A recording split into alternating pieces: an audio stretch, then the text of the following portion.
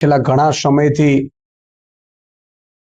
ભાજપ છે એ ખેડૂતો સાથે સતત અન્યાય કરી રહી છે, અત્યાચાર કરી રહી છે, ખેડૂતો ઉપર લાઠીચાર્જ વરસાવી રહી છે, બેફામપણે ખેડૂતોની કરદાથી માંડી અને ભાવમાં લૂંટ ચલાવી રહી છે, જેના વિરોધમાં આમ આદમી પાર્ટીએ આંદોલન છેડ્યું હતું.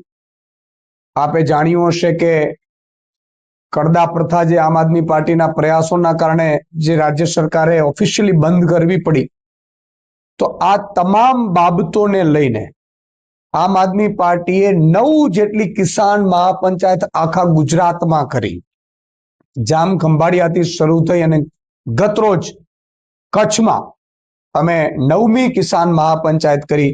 એમાં ઉત્તર ગુજરાત, મધ્ય ગુજરાત, દક્ષિણ ગુજરાત અને સૌરાષ્ટ્ર, અને સાથે સાથે લગભગ 8000 થી વધુ ગામડાઓમાં કિસાન ન્યાય પંચાયત કરી અને ખેડૂતોની શાઇન કેમ્પેન અમે કરાવડાવી હતી. અમારા જે 10 મુદ્દાઓ હતા એ મુદ્દાઓની માંગણીઓ સાથે ખેડૂતો પાસે અમારી ટીમો ગઈ હતી, ગામડે ગામડે, તાલુકે તાલુકે, અને એમાં લગભગ 80,000 થી વધુ ખેડૂતોએ સિગ્નેચર કરી અને અમને સપોર્ટ કર્યો છે આ 10 મુદ્દાઓને લઈને.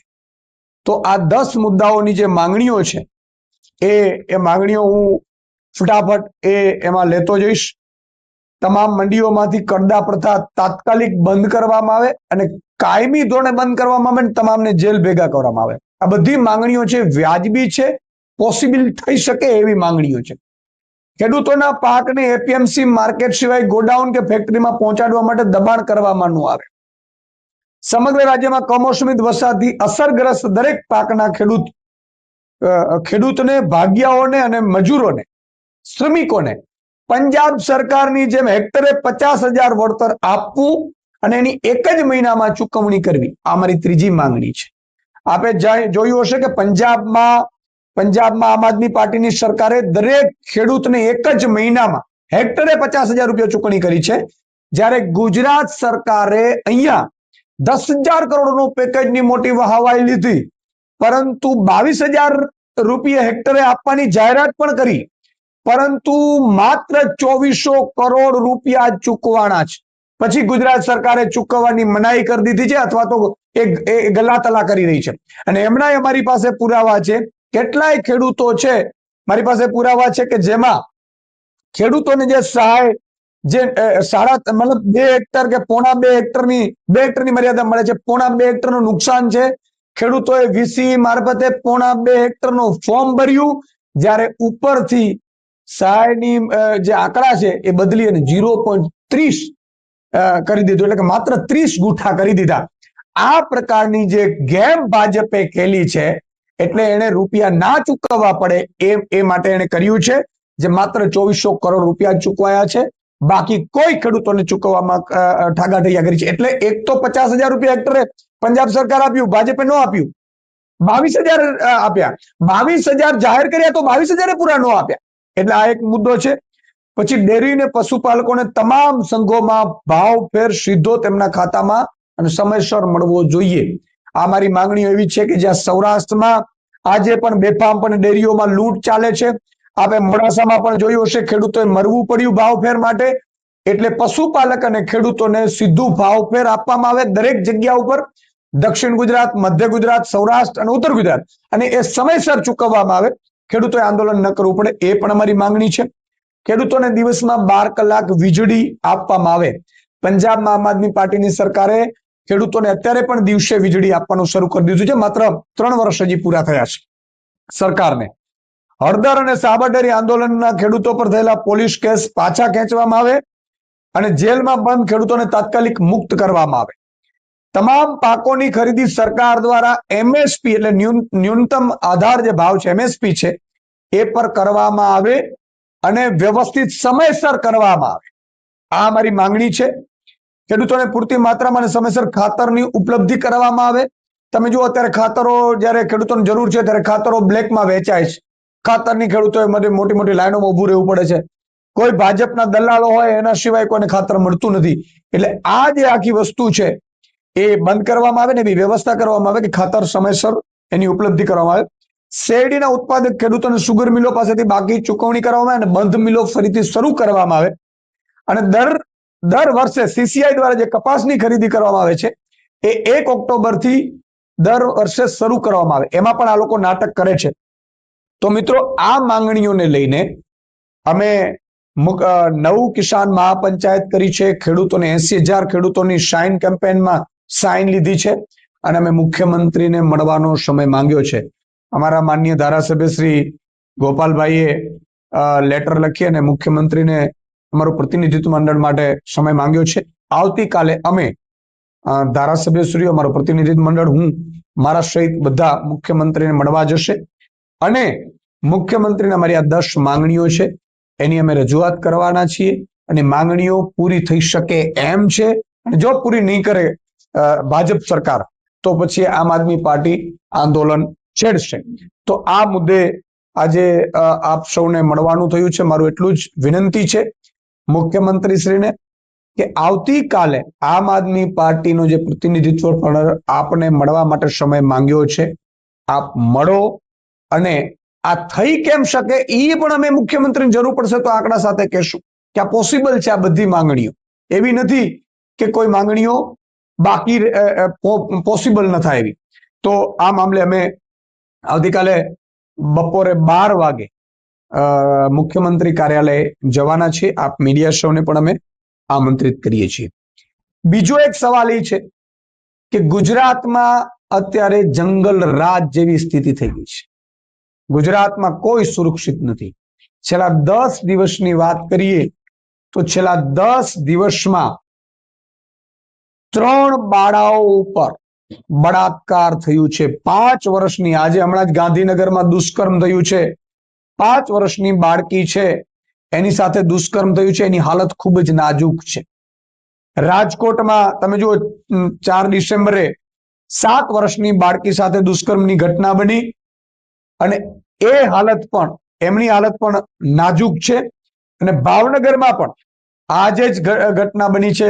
5 વર્ષની બાળકી પર 60 વર્ષના વૃદ્ધે દુષ્કર્મ કર્યું છે. એટલે ગુજરાતમાં ફાંકા ફોજદારી મંત્રીઓ અને મુખ્યમંત્રીઓને મારી વિનંતી છે કે જ્યારે પશ્ચિમ બંગાળમાં બળાત્કાર અને હત્યાની ઘટના બની હતી ડોક્ટર બેન સાથે, ત્યારે મુખ્યમંત્રીશ્રીને એટલું જ્ઞાન આવ્યું હતું આપણા મુખ્યમંત્રીશ્રીને કે એમણે ઉપવાસ કર્યા હતા, પ્રતિક ઉપવાસ 1 દિવસ કર્યા હતા મંત્રીમંડળ સાથે. અને એટલું બધું વધારે જ્ઞાન આવ્યું એટલે મુખ્યમંત્રી ભૂપેન્દ્રભાઈ પટેલે પશ્ચિમ બંગાળના મુખ્યમંત્રી મમતા બેનર્જીને પત્ર લખ્યો હતો કે કેમ, કઈ રીતે આ બધું થાય છે એને અટકાવી શકાય અને કઈ રીતે કડકમાં કડક સજા કરાવી શકાય. ઈ ઓન પેપર છે. ત્યારે મારે મુખ્યમંત્રી શ્રી ભૂપેન્દ્ર પટેલને કહેવું છે કે આ ગુજરાતની દીકરીઓ ઉપર બળાત્કાર, 5-5 વર્ષની ફૂલ જેવી દીકરીઓ ઉપર બળાત્કાર થયું છે. તમારામાં જરા પણ દયા હોય, તમારા મંત્રીઓમાં પણ દયા હોય તો 1 દિવસનો પ્રતિક ઉપવાસ કરો અને કડકમાં કડક સજા થાય અને ગુજરાતમાંથી ફરીથી જે જંગલ રાજમાંથી ગુજરાત શાંતિપ્રિય બને એવી અમે માંગણી કરીએ છીએ. અત્યારે ગુજરાતમાં જુઓ બેફામપણે દારૂ વેચાય છે, ડ્રગ્સ વેચાય છે, બેફામપણે અત્યારે દીકરીઓ ઉપર બળાત્કારો થાય છે અને છતાંય કોઈ કાનૂન વ્યવસ્થા નથી. પોલીસનો માત્ર ને માત્ર ઉપયોગ ખેડૂતોને કચડવામાં કરે છે. આપે જોયું હશે અદાણી દ્વારા જે લાઈનો નાખવામાં આવી રહી છે એની ગ્રીડ કંપનીઓ દ્વારા ખેડૂતોના ખેતરોમાંથી 5,000 જેટલા ખેડૂતો એકઠા થયા ત્યારે હજારોની સંખ્યામાં પોલીસ ખડકી દઈ અને બહેનો, માતાઓ, દીકરીઓને માર્યું ભાજપના ઈશારે. ત્યારે પોલીસ આમાં રોકાયેલી રહે છે.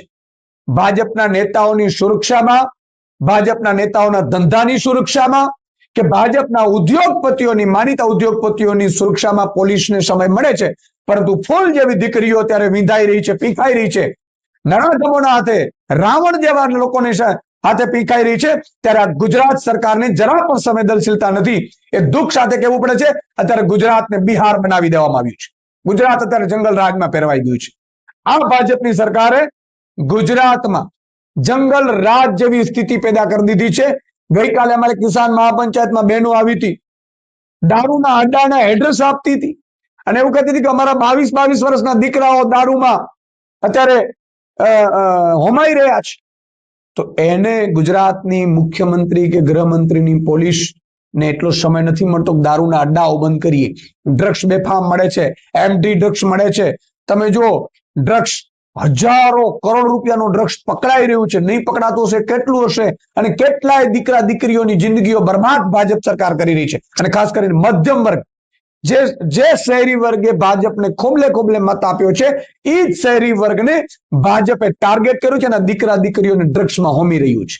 એટલે હું તમામને વિનંતી કરું છું કે ભાજપના આ જંગલ રાજમાંથી આપણે મુક્તિ મેળવવી પડશે. નહીં તો સ્થિતિ એવી આવશે કે એક જ દીકરો દીકરી આપણી હશે અને ભાજપના કારણે ડ્રગ્સના રવાડે છે. ભાજપના નેતાઓને એમાં બેફામપણે કમાણી મળી રહી છે. આપને કોઈ કઈ સવાલ હોય તો? એક સવાલ છે. સ્નેહાંજલિ સોસાયટી આવેલી છે કાંકરેજ. આ સોસાયટી લગભગ 30 વર્ષ પછી ગેરકાયદેસર હોવાનું સંપન્ન જ્ઞાન થયું. હવે વિશ્વને ત્યાંથી ખસેડવા માટેની અપીલ કરવામાં આવી છે, દબાણ કરવા છે. ગુજરાતમાં જંગલ રાજ જેવી સ્થિતિ કેમ છે, અથવા તો ગુજરાતમાં લોલમ લોમ કેમ ચાલે છે, એનો આ સ્નેહાંજલિ જે સોસાયટી છે, થલતેજ પાસે આવેલી છે, મુખ્યમંત્રીના વિસ્તારમાં, મત વિસ્તારમાં આવેલી છે. એ લોકોએ 1986માં બંગલાઓ ખરીદ્યા. ભૂલ કોની છે? જે રીતે સુપ્રીમ કોર્ટ સુધી આ કેસ ગયું છે, એમાં સ્થિતિ એવી આવીને ઉભી રહી છે કે જે બંગલાઓ જે પ્લોટમાં બનાવવાના હતા એની જગ્યાએ બિલ્ડરે બીજા પ્લોટમાં બંગલા બનાવી દીધા, અને પોતાનો પ્લોટ બીજે હતો, અહીંયા બંગલા બનાવડાવીને અહીંયા બનાવડાવી, અને હજારો કરોડની સંપત્તિ બિલ્ડરે કમાઈ.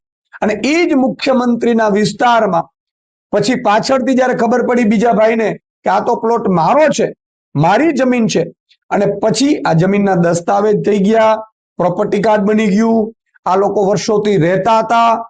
અને હાઈટની વાત જુઓ તમે સાહેબ, કે અત્યારે 30 વર્ષે જ્ઞાન થયું છે અમદાવાદ મ્યુનિસિપલ કોર્પોરેશનને, અને એ લોકો આ બંગલા તોડવા નીકળ્યા છે. જે લોકોએ આ સોસાયટીઓમાં બંગલા ખરીદ્યા છે એનો શું ગુનો છે ભાઈ? બિલ્ડરે છેતર્યું તો બિલ્ડરને તમે પકડો. અને એમાં પણ તમે જુઓ કે 41 કરોડ રૂપિયા ભરવાની નોટિસો પાઠવી છે, તો 41 કરોડ તમે બિલ્ડરો પાસેથી લો. જે બિલ્ડરે આ બંગલા વેચ્યા છે, એને છેતરપિંડી કરી છે, એ બિલ્ડર પર 420ની ફરિયાદ થવી જોઈએ, એ બિલ્ડરને જેલમાં નાખવું જોઈએ. એમસીએ આ વ્યવસ્થા કરી અને જેનો પ્લોટ છે એને બીજી જગ્યાએ ફ્લેટ આપવું જોઈએ, અથવા તો એફએસઆઈમાં વધારો કરી દેવું જોઈએ. એ કાંઈ કર્યું નથી આ લોકોએ. આ જ ભાજપને ખોબલે ખોબલે મત આપનાર આ બંગલા ના માલિકો, બંગલામાં રહેતા વૃદ્ધોને ભાજપે 30 વર્ષ રોડ ઉપર કરી દીધું છે. અને આ લોકો મુખ્યમંત્રીને પણ મળવા ગયા હતા. મજાની વાત એ છે, હું પણ જો ગઈકાલે મુખ્યમંત્રી શ્રી અમને ટાઈમ આપ્યું તો આ સોસાયટીનો મુદ્દો પણ હું મુખ્યમંત્રીને કહેવાનો છું કે તમારાથી ન થતો તો અમે કરી દઈએ ભાઈ, તમારાથી ન થતું હોય તો. પણ આ લોકો, જે લોકો બંગલા 30 વર્ષ પહેલા લીધા હોય, ઘરનું ઘર બનાવ્યું, વૃદ્ધો શાંતિથી જીવતા હોય, અને અહીંયા બુલડોઝર આવીને બીજે દિવસે એમ કે તમારા બંગલા પાડી દેવાના છે, તો એ જાશે ક્યાં? અને એ પણ કોની ભૂલ? અધિકારીઓની અને બિલ્ડરોની ભૂલના કારણે. જે બંગલાઓ ખરીદ્યા છે એની કોઈ ભૂલ નથી. એટલે આટલી લોલમ લોલ સરકાર ચાલી રહી છે. તમે જુઓ કે ખબર નથી પડતી કે સરકાર ચાલે છે કે સર્કસ ચાલે છે. એમડી ડ્રગ્સ ની જે પકડાયું, તો તમે કહી શકશો કે આ કોનું પકડાયું? એમડી ડ્રગ્સ અથવા તો કોઈ પણ ડ્રગ્સ અહીંયા આવે છે તો હરાજી કરવા તો નથી આવતું. આ ડ્રગ્સ કોક ખરીદદાર તો અહીંથી હશે. ડ્રગ્સ આવે છે બહારના દેશોમાંથી, તો એ દેશોમાંથી ક્યાંક ડીલ તો થઈ હશે. અને તમે જુઓ કે મુન્દ્રા પોર્ટ ઉપર 20,000 કરોડનો ડ્રગ્સ પકડાણું, કોની પૂછપરછ થાય ભાઈ? એ ડ્રગ્સ ક્યાંથી આવ્યું હતું? કેમ મુન્દ્રા પોર્ટ ઉપર પહોંચ્યું? કઈ રીતે પહોંચ્યું? શું ઉદ્યોગપતિઓ ભાજપના નેતાઓનું નેક્સેસ તો નથી ને કે પોર્ટને, એરપોર્ટને, પોર્ટને બધું લઈ અને એમાં ડ્રગ્સ ની હેરાફેરી કરે, કે જ્યાં સિક્યુરિટી પણ ઓછી હોય, અથવા તો પોતાની માલિકીના બંદરો હોય? શું છે આ? મને ખબર નથી. પણ ડ્રગ્સ આવી રહ્યું છે એનો મતલબ ઈ છે કે કેન્દ્ર સરકાર અને ગુજરાતની ભાજપ સરકારની રહેમ હેઠળ આ ડ્રગ્સ અહીંયા પહોંચી રહ્યું હોય. બાકી કોઈની તાકાત નથી કે એક દારૂની બોટલ પણ અહીંથી અહીંયા લઈ શકે. ત્યારે આ ડ્રગ્સ વ્યવસ્થિત કાવતરા રૂપ આવી રહ્યું છે. ભાજપે, મને લાગે છે કે એવું ષડયંત્ર કર્યું છે કે બેરોજગાર યુવાનો છે, કાલે ભણી ગણીને મધ્યમ વર્ગના દીકરાઓ નોકરીઓ માંગશે, ધંધાઓ માંગશે, એના કરતા આજ જે મધ્યમ વર્ગના દીકરા દીકરીઓ છે એને ડ્રગ્સના રવાડે ચડાવી દઈએ એટલે ના તો એ નોકરીઓ માંગે કે ના એ ધંધાઓ માંગે. અને ભાજપના નેતાઓ બેફામપણે ડ્રગ્સમાં હજારો કરોડની સંપત્તિ ભેગી કરી શકે એ માટેનું આ ષડયંત્ર છે. ગુજરાતની જનતાને હજી પણ હાથ જોડીને વિનંતી કરું છું કે જે ભાજપ કરો છો, મોદી કરો છો, એનો ચહેરો અસલી ઓળખી જાજો. નહીં તો 5-10 વર્ષ પછી એવી હાલત આવશે કે તમારો એકનો એક દીકરો કે દીકરી એ ડ્રગ્સના રવાડે હશે અને તમે એને તડપતા જોશો. એનાથી વધારે કશું નહીં કરી શકો.